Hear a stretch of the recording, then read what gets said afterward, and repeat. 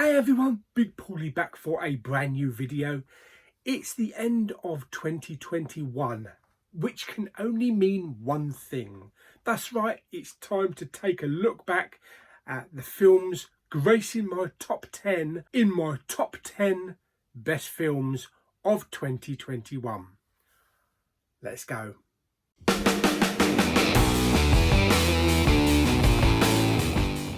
Okay, so I have my trusty iPad. What am I doing right over here? Yes, well, I thought I'd leave gap so we can put some posters up here. Yes, very professional looking. Get on with it, Paul. Okay, so I have a list here of 10 of my favourite films of the year. I've got 3 honourable mentions, first of all, to kick it off.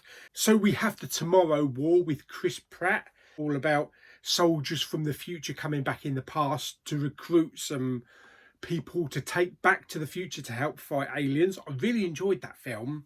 Didn't quite get into my top 10, but I really hope we get a physical release for that one day. Also, the Tom Hanks Apple movie Finch, which was about a guy that's living in kind of like a post-apocalyptic, the ozone's all burnt out, the temperature's like 150 degrees, and he only has a dog and a freshly built robot, and it's all about teaching this robot to look after the dog when Tom Hanks is long gone. So I really enjoyed that film, did bring a tear to my eye. The other honourable mention is Shang-Chi and the Legend of the Ten Rings. Yeah, although it was a really enjoyable Marvel movie, didn't quite get into my top 10, but I still had a lot of fun with that film. Right, okay, so let's start with number 10 then. So the first film up is Cruella, starring Emma Stone and Emma Thompson. I thought this was a really good film, really well paced. I liked the introduction of Cruella, how she became Cruella, and I thought Emma Thompson might have just stole the role over the top of Emma Stone. There's some good action. It was a part heist, part crime caper, but there was some good action in it, some good backstory about Cruella, and I loved all the characters in between. Okay, so number 9 on my list is part 2 of a trilogy, and that is A Quiet Place Part 2, directed by John Krasinski and starring Emily Blunt. This was a good middle film. It expanded on what we knew from the first film, the story, a bit more about the aliens, and probably the best sequence of this film was actually the introduction of where these aliens came from and the whole pandemonium and people's first reaction when these aliens first appeared.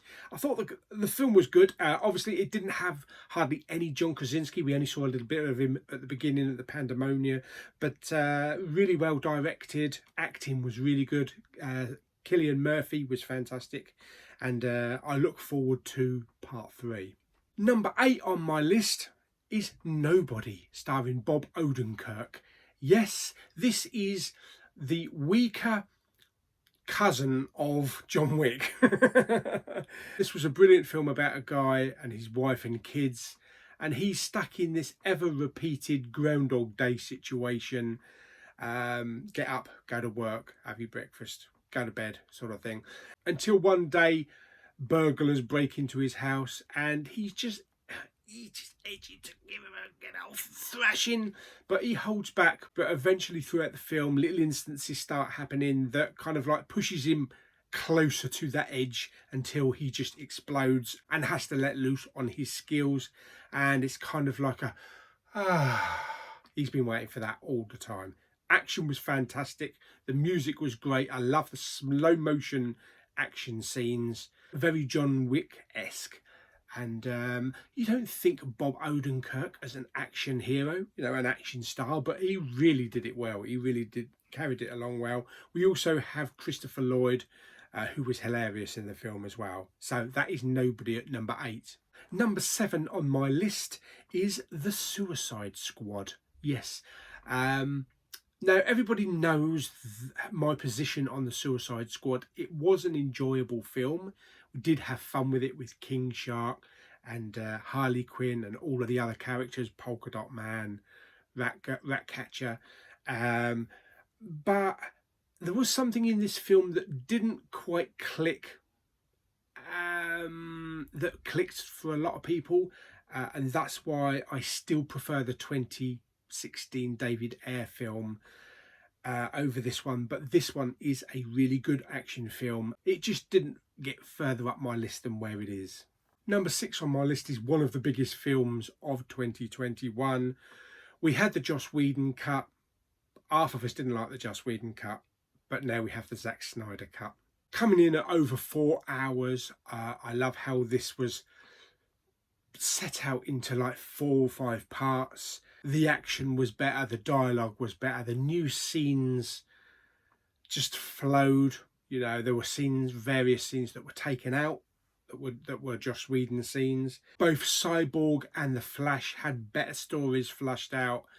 And yeah, this was just a great action film. Even though 4 hours long, you know, it never got boring. It was well paced. It just looked beautiful. My only gripe was that I wish it had been full screen, you know, 16:9, but that's how Zack Snyder wanted it to be, 4:3 with the black bars down the sides. But it's still a great film. Coming in at number 5 on my list is Marvel's Eternals. Yes, I love this film. I thought this was a great film. This was a new direction for the Marvel Universe.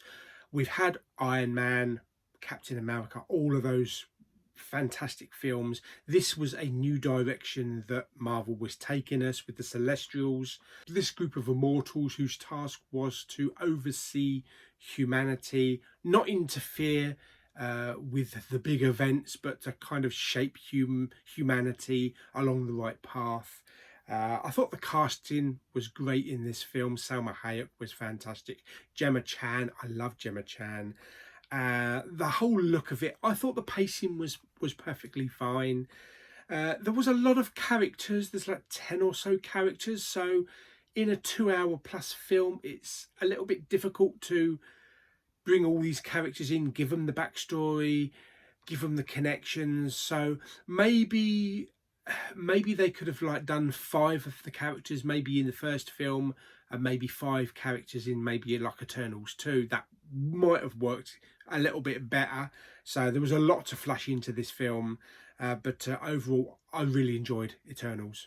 Coming in at 4th place, who you're going to call? That's right, Ghostbusters Afterlife.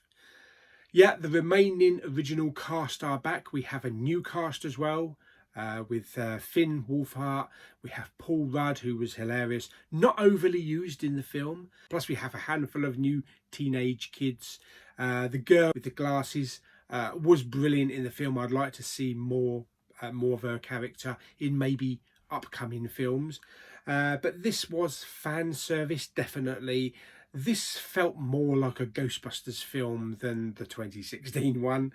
And being a direct, you know, continuation of the first 2 films, we had everything. We had Ecto-1, we had the ghosts, we had the ghost traps, we had fan service, and yeah, I really had fun with this. And yes, I did cry at the end of the film. So Ghostbusters Afterlife, definitely one of the top films. Coming in at 3rd place, it's the month after May and the month before July. That's right, it's June. Oh gosh, is that the best that you can come up with, Paul? Yes, there we go, June. Lovely steelbook in 4K that has to be sent back because it's damaged. Anyway, the film was great. The film was a long film, 2.5 hours plus. We find out that we are getting a Dune Part 2, which really was inevitable, but it all depended on box office numbers. This is the new modern adaptation of the Frank Herbert classic. Now, I didn't have any problem with the David Lynch film. I really enjoy the David Lynch film. It might be a little bit disjointed here and there, but when it comes to big screen blockbusters on an IMAX screen, Denis Villeneuve, you can't do any better than that. You know, fresh off of Blade Runner 2049, Dune has the same big, massive screen impact. The characters, there's so many great actors in the film.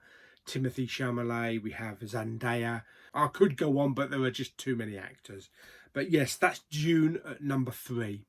At number 2 on my list, If only we had more time. Yes, don't worry, we have all the time in the world. That's right, No Time to Die. James Bond is back, the 5th outing for Daniel Craig, the longest Bond film ever.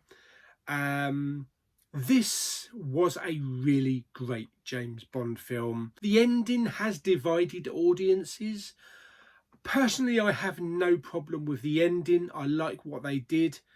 It gives Daniel Craig that final goodbye and kind of wraps up his entire storyline arc. Most of the characters from the previous films are back, including Christoph Waltz, Naomi Harris, we have Ben Whishaw, Léa Seydoux, and yeah, just a really great action film, also introducing us to a new 00 agent, but wrapping up the entire Daniel Craig storyline. Okay, so that is my top 9 movies of 2021. You can probably guess where we're going with number 1. That's right, it is Spider-Man No Way Home. This was a defining moment, not just for Spider-Man fans, but for comic book fans as well. Brought back some much loved characters, took us on a journey, brought back some great Spider-Man villains over the history of the movies. It was emotional, impactful. There were scenes where you did tear up. And when we get the Spider-Man heavyweights teaming up on the screen together, it just paid off and brought such excitement into the movie theatres. And yeah, this is a truly great film. I can't wait to buy it on physical. I've only seen it once in the cinema, compared with maybe like Evander, who's seen it like 468,295 times. I do plan on going to see it again, hopefully once everybody's back to work and school, maybe next week. The Spider-Man No Way Home is my number 1 film of 2021. Okay, so there we are. That is my top 10 movies of 2021. Everybody's list is going to be different. Stick down in the comments your top 10 or maybe just your top 3 films of the year. But I hope you enjoyed the video. Like it by giving it some thumbs up. Don't forget to subscribe. And let's look forward to some great films coming in 2022.